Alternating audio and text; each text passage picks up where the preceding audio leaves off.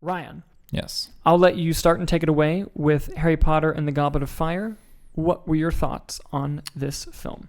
I will say the most exciting thing about this movie was definitely the trials, which is like the main point of the movie. However, the biggest problem I had with it is in fact the trials themselves. Okay. It's the greatest thing, but it's also the thing that really took me out of the movie. And I say that because when Dumbledore explains to all the contestants, all the contenders, the four of them, that, hey, this Triwizard contest, it's some serious stuff. Like, you could die. It has some serious consequences. While they go through the trials, like, they go to the underwater one where they have to, like, rescue their person, those, like, sirens come out and, like, try to stop them and whatever. It's like, wow, they could actually die from this if they don't achieve their goal. But when you get to the last trial, the one in the maze, and the bush starts, like, eating them, and the one guy gets possessed, it's like, wow, these kids are just, like, they're done. They're kaput. Mm-hmm. And then when Harry comes back at the end, after seeing Voldemort, they're all there just fine. And yes, Harry did send up the flare to save them. However, don't set up a standard like you could die if this isn't done properly, or if you stray off the beaten path. Like you could die. There's some serious consequences with this. But then they're all fine. That was my biggest problem with it. Except Cedric Diggory, who got fucked. Wait, but it wasn't even the trials. Yeah, no, the trials didn't kill him. It was Voldemort that killed him. Yeah. So it's like, don't put an expectation out there if the movie is not going to follow through. Now, if the maze would have just been like offing these kids, like with taking them in and possessing the one guy. A lot of stakes at the end of the movie then. Exactly. And it's like, holy shit, like this is some serious stuff. Do not mess around with the Triwizard Triwizard competition. But as soon as I saw that they were all fine at the end, I was like, this movie just sank for me. Damn, okay. While that aspect of the movie did bother me, I don't think it quite bothered me as much. Okay. I do think I'm just a slut for good visual storytelling. Mm-hmm. And I think it would have been better if instead of Dumbledore saying, like, you could die if they did the first tournament and a kid got fucked. Mm-hmm. And then they're like, oh, that kid just died. And then have them kind of like show the audience like, yeah, you could die doing this. Yeah. Because then you don't have to kill anybody the rest of the time as long as you make people think that they could die. Yeah. And you could easily do that. The first challenge was with the dragons. Yeah. These are 17-year-old kids going after dragons and they're in school still. It's like, holy shit, like some serious stuff can happen. Yeah. It didn't quite bother me as much as you, but that aspect does bother me, especially just because it was kind of told and not shown to us. Mm-hmm.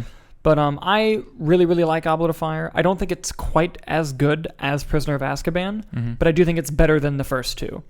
And I think that it is a really strong contender in the franchise. I like that it's different from the franchise and that like it kind of was like, you know, the first two were just like the magic of the Wizarding World. The third one was a more personal story and it was darker. And this one was like, okay, let's broaden the world and make it about a competition while also throwing in dashes of the larger lore. Yeah, because it's other schools that are involved with that. And especially at the very, very end, that scene with Voldemort and Peter Pettigrew. Like, I remember, like, that was like because at that time when I'd seen the movies, I knew nothing about the books. So the fact that just like very randomly, suddenly, it worked. But suddenly in this movie, when you weren't expecting it, because it kind of, the story doesn't make you think that, it kind of makes you think like, oh, this is like a filler movie without Voldemort, and then bam, there he is at the end, facing off with Harry Potter, and you're like, oh shit, like when you first watch it, you're like, this just happened, oh my god. Yeah. And like that, I remember first seeing that and just being like, oh, it's happening, like everything's happening right now. And that, and it leads into the fifth movie, well, in the story of that. But I really like the movie. I like the there's some kind of like angsty teen stuff that's a bit annoying. But, you know, the movies are growing up to the audience and they're trying to deal with like, you know, puberty and things like that while also being this magic wizard movie. So like I get it. And some of it worked well, but some of it didn't. Like I like the humor around the dance. I didn't like when they tried to do the drama around the dance. Yeah. Does that make sense? And especially with Hermione and Ron. Yeah. God. But I thought a lot of the humor surrounding it. Like I love when the twins are just like, do you want to go to the ball with me? And they were like, yeah. And they're like, see, it's that easy. Yeah. Like I love that stuff. But yeah, I thought the CGI was killer. Like, I remember being really fascinated by it when I first saw it, and a lot of it still holds up. Like, the dragons look great. Everything still looks great, especially for, they had some rough CGI in the first 2 movies. But like at this point in the franchise, it was just like, bam, it's a visually stunning movie. Which is nuts because this movie came out in 2005. Yeah, and it still looks pretty solid. But yeah, no, I thoroughly enjoy Goblet of Fire, although I do think it was a step down from Prisoner of Azkaban. And also another thing that bothered me was Ron. Okay. Like, he was upset with Harry because Harry's name got pulled from the Goblet of Fire, and Harry's like, I have no fucking idea why my name was in there. Like, I can't go in there because Dumbledore had a spell around it. And Ron is somehow mad at him because he knew how much this Triwizard contest meant to Ron, but Ron couldn't be in it as well. And he's like, you should have told me. And Harry's like, I'm fucking telling you, dude. I don't know how my name got put in there. It's like, why are you why do you have distrust towards Harry? Like, what? Like, it felt so left field, and it felt like that conflict was forced. No, see, it felt natural to me because what I kind of got, one of the aspects of the drama that worked for me was the idea of jealousy, especially when they're supposed to be like 14, I think, in the movie, 15. And like the concept of him being jealous over Harry, especially because Harry, these things kind of seem to be stumbling in his lap, like, and he's like this chosen one great kid, and Ron just kind of keeps getting fucked. And I think that jealousy is why he was lashing out against him. It would work better if Ron was of age and we saw him put his name in the goblet. Maybe, but that's the only way I see the jealousy working properly. No, see, to me, because like, what does he have to get jealous of? He can't put his name in, so he could never get chosen. Yeah, but at the same time, I think that part of him thinks that Harry is lying and that he's constantly putting himself in the spotlight. And that he thought that, okay, he wouldn't do this in this particular scenario because he knows how important this is to me. And then when it still happened, that's when he was just like, what the fuck, dude? And, you can say, oh, I didn't know as many times as you want. But when you're in high school, like, I remember dumb shit in high school happening all the time. Like, do you remember this fucking annoying ass, like, people like, did you vote for me for prom court and blah, blah, blah, blah, like, all that stuff. So, like, I bought that. Personally, I know it didn't work for you, but the aspect of the movie actually worked pretty well for me. Okay. And the reason I bought that was just because of, going through high school experiences like that and just seeing how, the internal jealousy. Because Ron's also a character who, in The Prisoner of Azkaban, he got some better stuff to do, and in this movie, but it's kind of been the punching bag for a while. And I think this was his way of kind of being like, I'm fucking sick of being treated like the punching bag. And that was kind of his way of dealing with that. And he also lashes out at Hermione as well. It's not just Harry. He's just kind of lashing out in this film. But see, I just feel like that came out of nowhere for me. I say it worked for me. Yeah, okay. It worked for that's me. Fair. But yeah. Next we have Order of the Pheonix. Order of the Pheonix. Go ahead, take it off. I really, really like this movie. I think that so far in the franchise, this is right behind Prisoner of Azkaban for me. Wow, okay. Really, really like Order of the Pheonix. Now I know that there's some controversy because it's the longest book, and they cut a lot out, but like we've mentioned before, I don't care. Yeah. I thought that the story worked really well. You finally kind of see Harry naturally take this leadership position that he's supposed to be destined to have. You get Gary Oldman as Sirius Black again, and unfortunately you get that really, really sad death with him, and I felt that death when he died. Like, that was such a sad moment. Yeah. But I also like the Ministry of Magic not wanting to believe that Voldemort is back with Harry and Dumbledore. And because it's kind of reminiscent of shit happening today, but just seeing, like, part of it is they just want things to be easier, and it's easier if it's not real, and part of it is they're just so fucking terrified of that being the truth. They're just like, please God, don't let that be true. Yeah. And there's obviously some corruption going on there, and I forget which movie she's introduced, but Bellatrix Lestrange, played by Helena Bonham Carter. Was she Prisoner of Azkaban? Did she come in? No. Or was it this one? It was this one. Yeah. Because they broke her out of prison, and that's the first time we saw her. She is great in this movie, and she's horrifying, and, she's such like an out there performer, and I think she did it very well. I love the action scenes in this movie, especially in the third act when shit starts to hit the fan. This is the first movie that David Yates directed, and he would direct them all the way through to the end from 5. Including Fantastic Beasts? Yes. And I think that it was just a really new, unique perspective. This felt the most identifying to a filmmaking style and type since Prisoner of Azkaban with Alfonso Cuarón. Excuse me. So it was very, very interesting to see. I like the idea of the room of requirement, and like when the idea of like when you need something badly enough, it will appear to you and help you out. And I like him training. I like him learning more about his past, and you get some more stuff with Alan Rickman and Snape as well.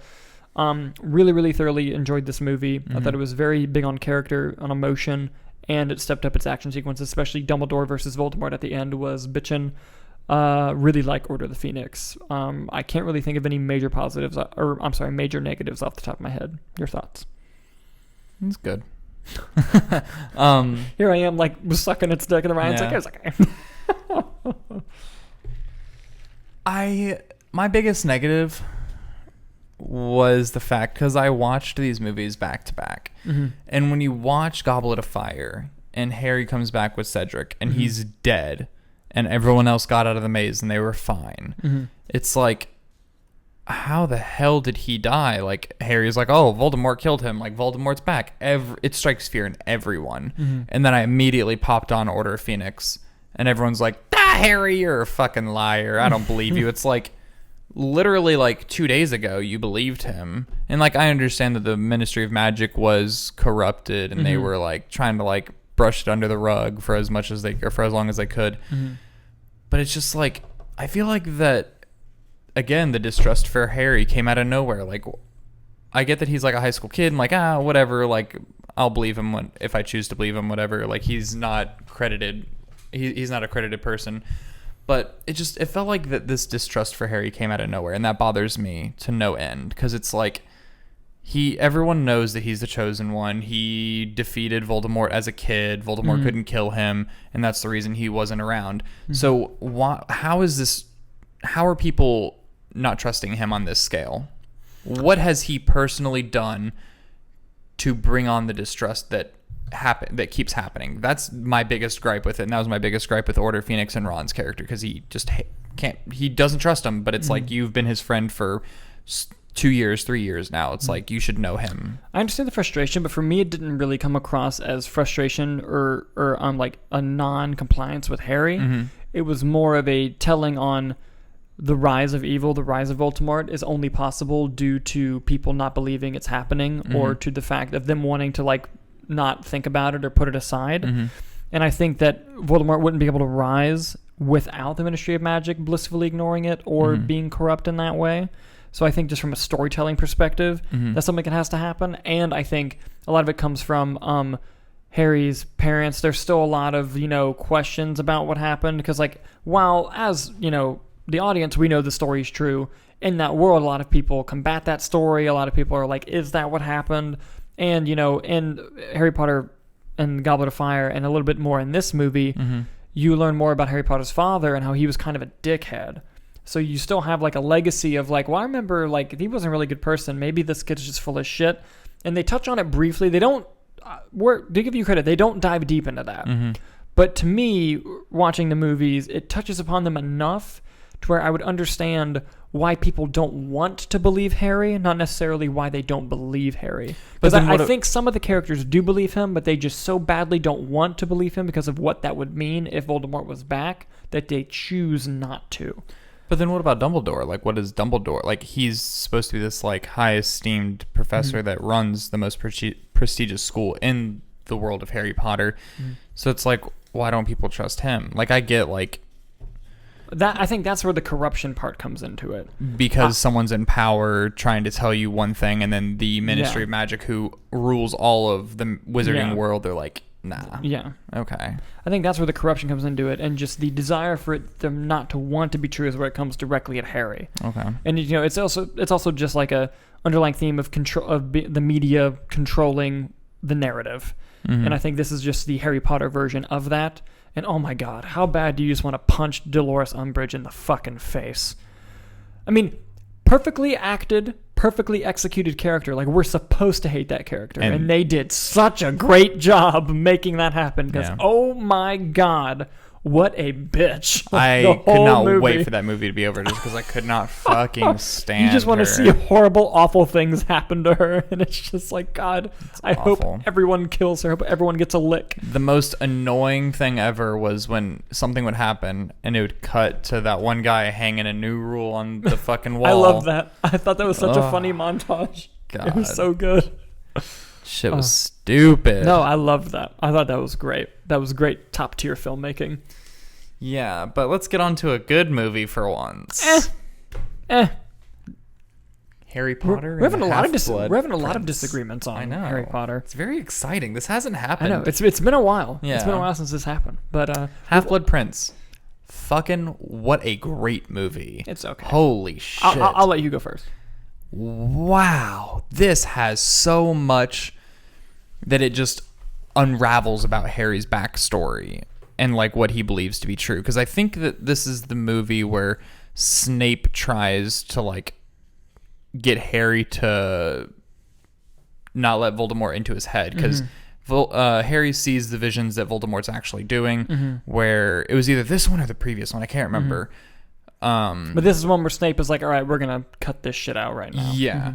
And they find out about the, what are they called? It's the hexes. Yeah, the Horcruxes. The Horcruxes, yeah.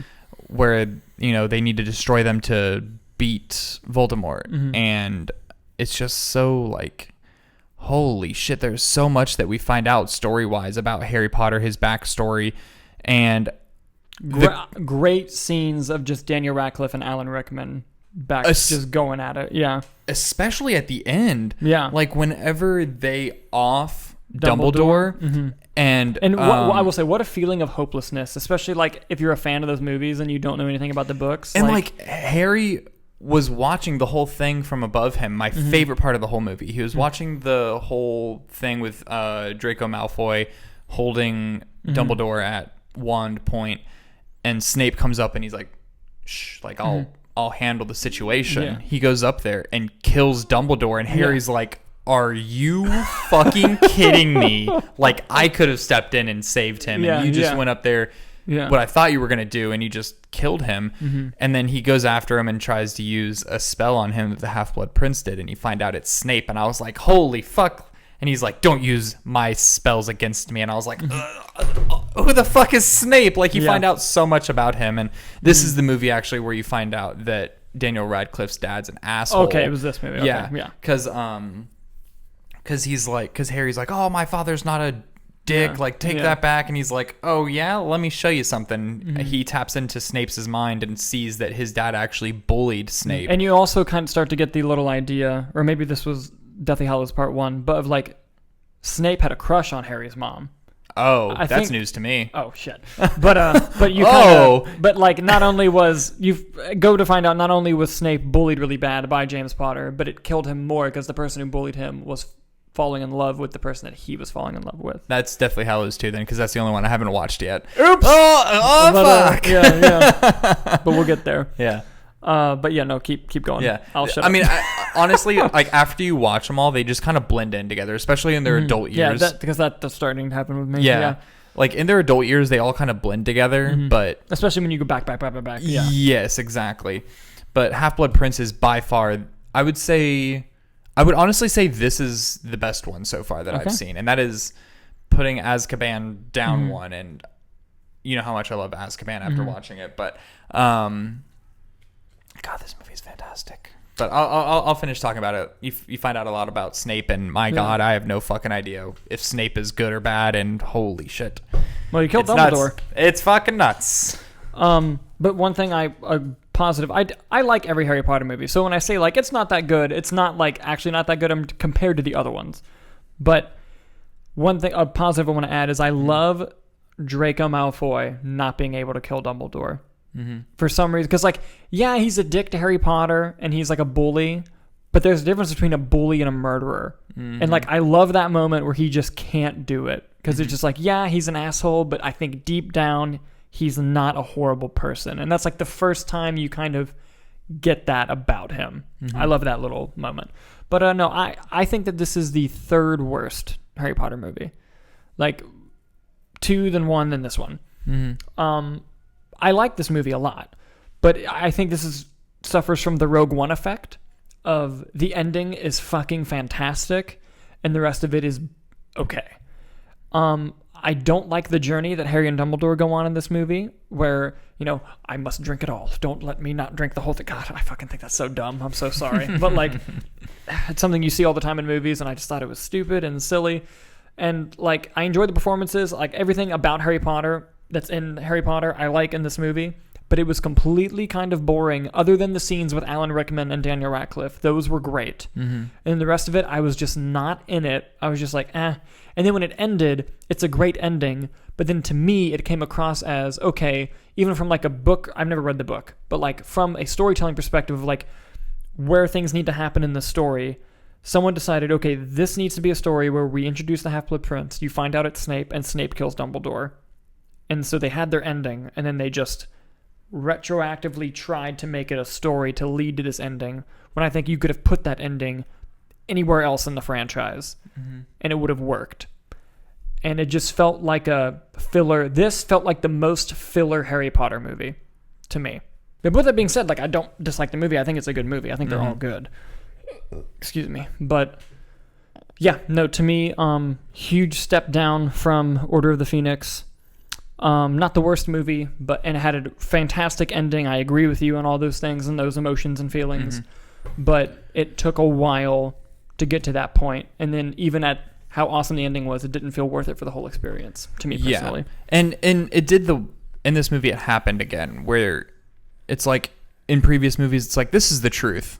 And then this movie came out and you watch it and you're like, actually, this is the truth. This is what's real. Yeah. And you find that out about Harry's dad, because like everyone's like, oh, like your parents were fantastic, we loved them, it's a shame Voldemort killed them.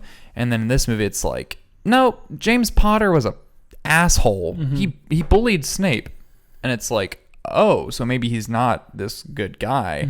And then again with Snape, he's kind of, so far, because again I haven't seen the last movie, so I don't know how any of the storylines end. Not saying anything about that. But it's just, Snape is the only character I can't figure out. He's good and then he's bad, but like, yes, he killed Dumbledore, but at the same time when Bellatrix was about to kill Harry, he was like, save him for the Dark Lord. And then he knocked him on his ass, and it's like, but what's going to happen? All I'll say, and this isn't spoiler, is that he has a crush on Potter's mom.